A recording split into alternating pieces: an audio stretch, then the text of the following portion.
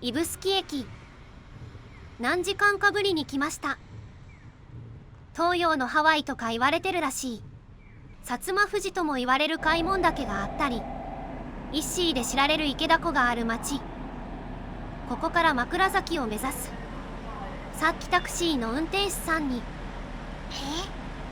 鉄道でめちゃめちゃ遠いですよと呆れられたばかりだが、私は行かねばならない。宿取っちゃってるし。キハ47で各駅停車の旅がスタートする。1時間20分の旅。なんだあの山。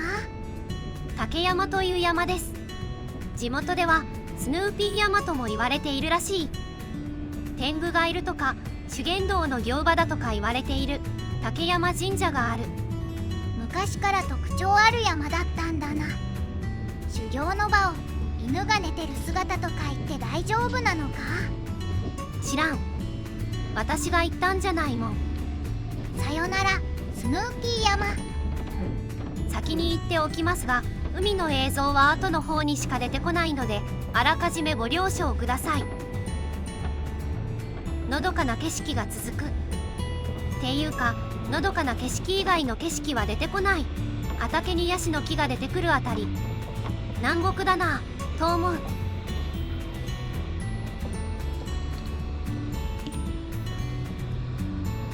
この付近の景色が2010年夏の青春18切符の撮影地らしい。そうなんだ。ちょうどいい、もとい。都会に住む人たちに対してノスタルジーを感じさせる景色だよね。お前今ちょうど田舎とか言いかけただろう。言ってません。ギリギリ言ってません。まあいいや。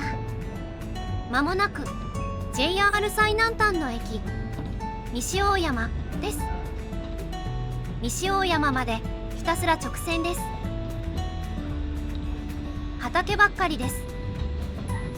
場所的には反対側に池田湖があるのですが、山が邪魔して1ミリも見えませんでした。一心見たかった。地元民でも見たことある人いないんじゃね。仕方がない。これから先に現れる開聞岳でなんか UMA が見れるといいな。見れないと思います。私たちの思惑を乗せて列車は走る。思惑とかねえよ。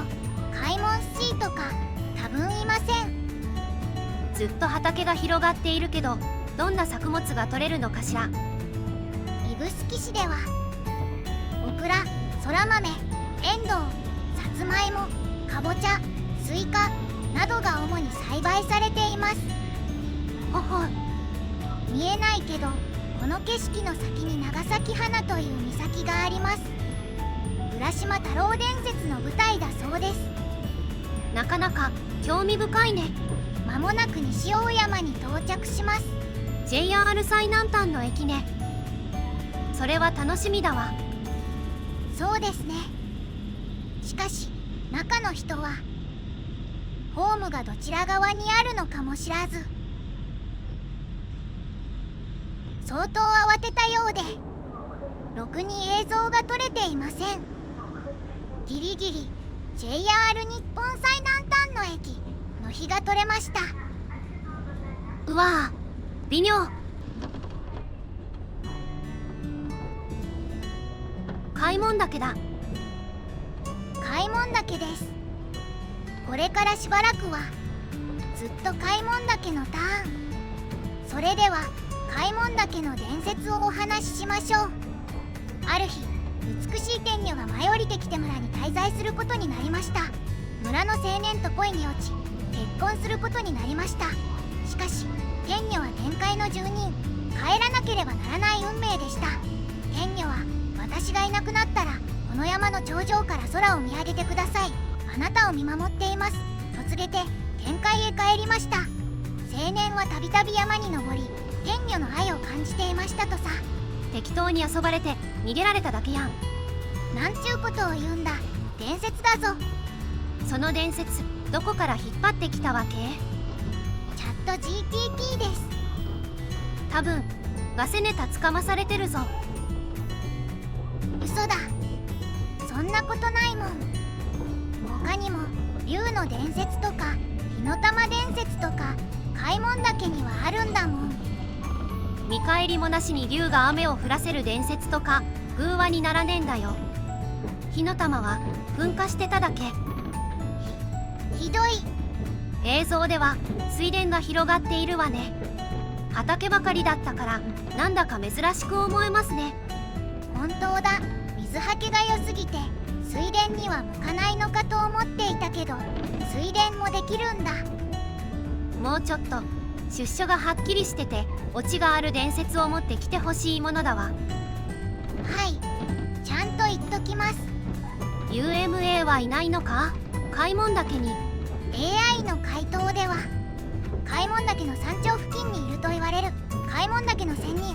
この仙人、実は昔から登山者の間で噂されている架空の存在で、遭遇すると幸運が訪れるとか、仙人に出会った人は山頂で特別な力を授かるという伝説があり、これもまたロマンをかきたてます。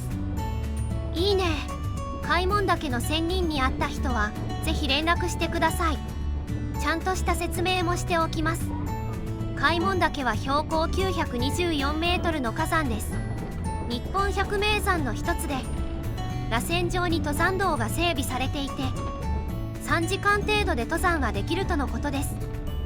薩摩富士とも称され、その半分は海に面しています。とても特徴的で目立つ山でした。ほんと綺麗な山だな。ロープウェイとか登山電車があったら登りたい。そういうのはありません。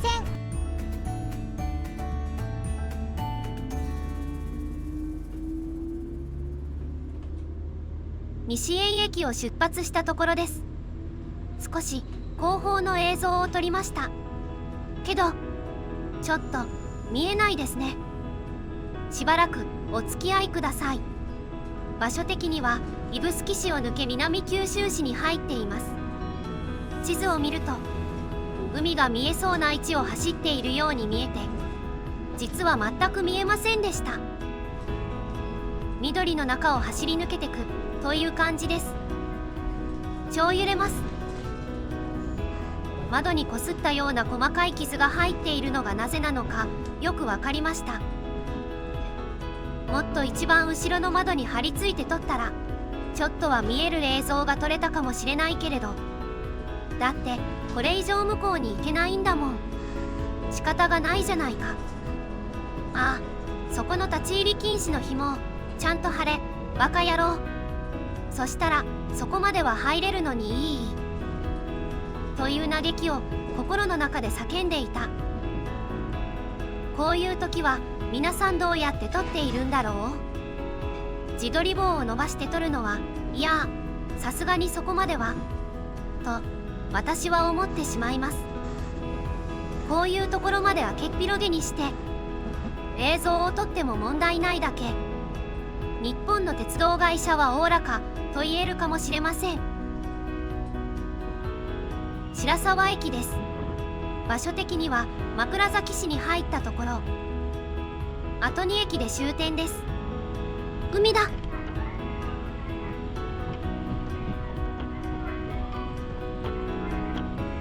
久しぶりに海を見た気がします。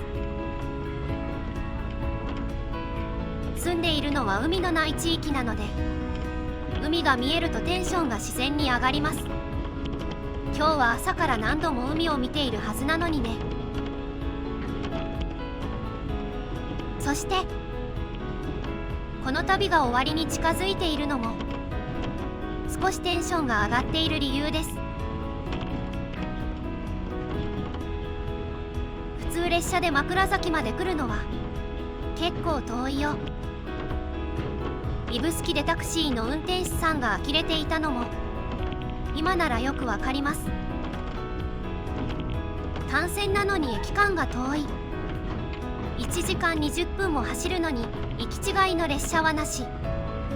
指宿から枕崎まで距離は 42.1km だけど100キロ以上離れてる感じがします。薩摩板敷駅です。鹿児島水産高校が見えます。最寄り駅というわけです。通学が大変じゃないかと思いますが、寮もあるようなので大丈夫なのでしょう。こういう環境で勉強できるのは私は幸せだと思いますが、本人たちがどう思うのかですよね。近くのコンビニまで3キロ以上離れてますので。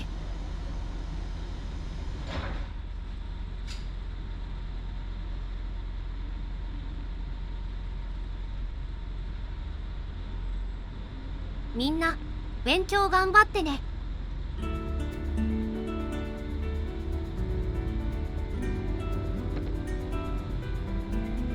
正門？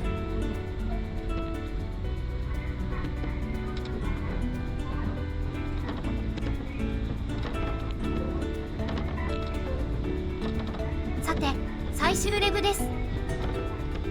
ここからはノーカットで枕崎までの映像を流します。海が見えたり開門岳が綺麗に見えるのはほんの一部なんです。リアルの指宿枕崎線をこの最終レブで体験してください。びっくりするほど自然です。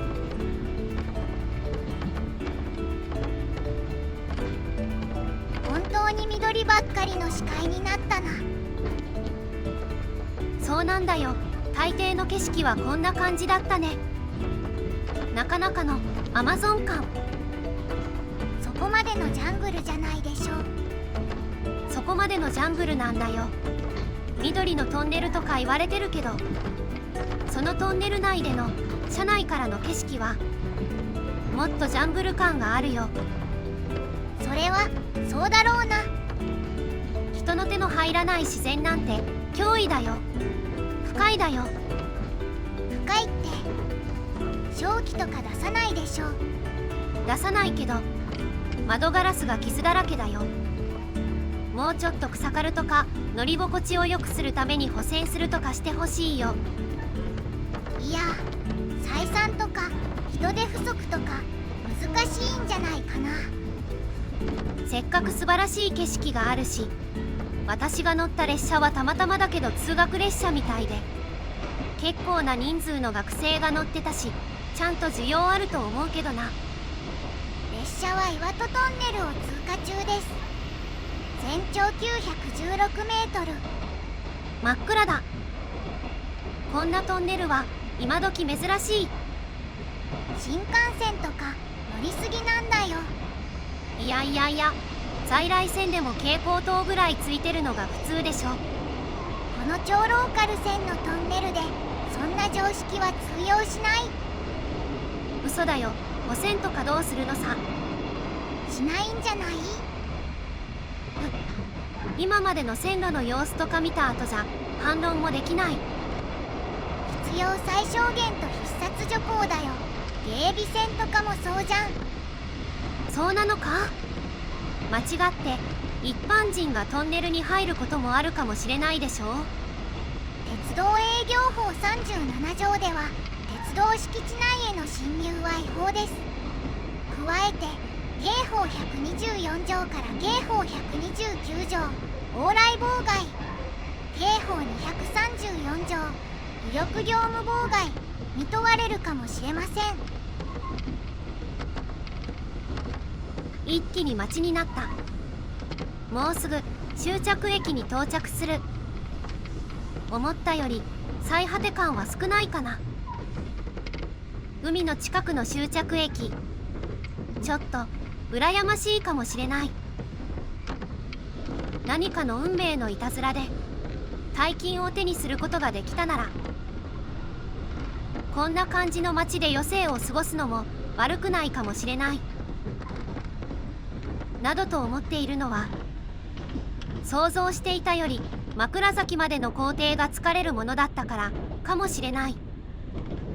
座ってるだけなのになんで疲れるんだろうね。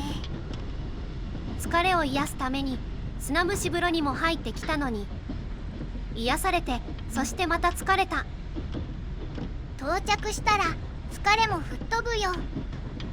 だといいんだけど。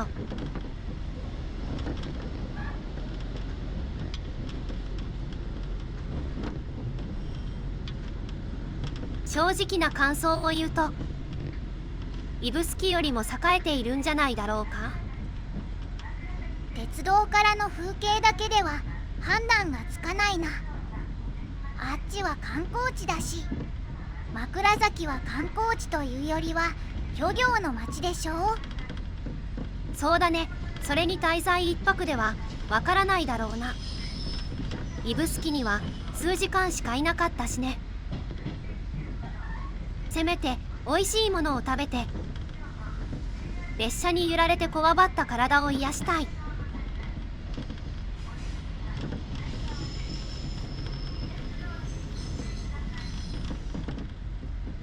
もう夕日の時間か。長いような短いような変な一日だったな。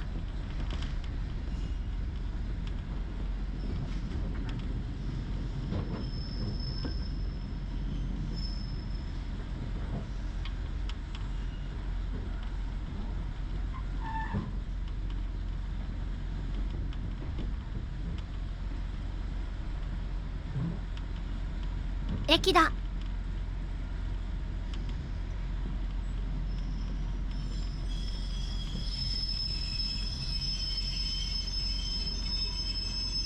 到着。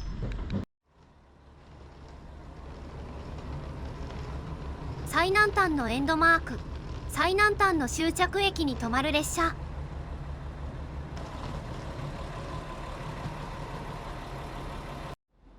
稚内、遠いな。カツオが泳いでる。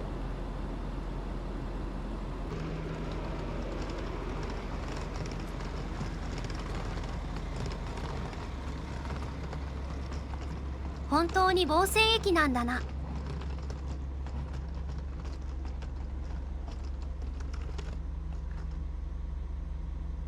折り返して同じ線路を戻っていく。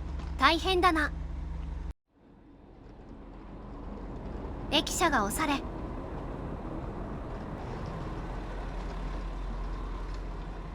雰囲気がある。願掛けとかあるんだ。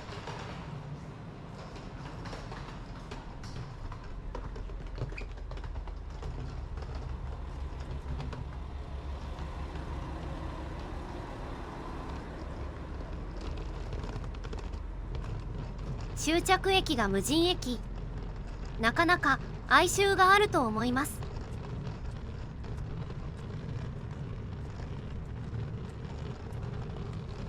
ここから 3099.5km 先に稚内駅があります。ではご飯を食べに行きましょう。今日の晩ご飯は枕崎駅近く一福さんのカツオコースビンタなしです。まさにカツオだらけのお食事。正直言って最高でした。お酒が進む料理がたくさん出てきます。のんべえの人は注意してください。カツオの町枕崎ならではです。締めはカツオ茶漬け。何から何までカツオでした。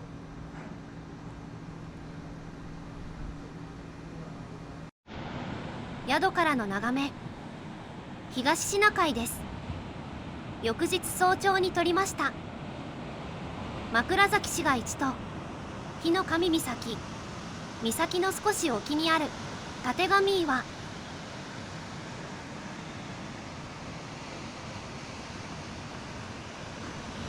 場所的には屋久島とかが見えてもいいはずだけど、ちょっとわからないですね。オーシャンホテル岩戸という宿です。駅から離れてるのが難点でしたが、この景色はとても満足です。以上、枕崎からでした。ご視聴ありがとうございました。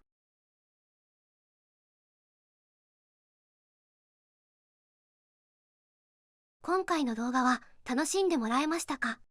よかったらチャンネル登録してもらえると嬉しいです。励みになります。ぜひよろしくお願いいたします。お願いしますなのだ。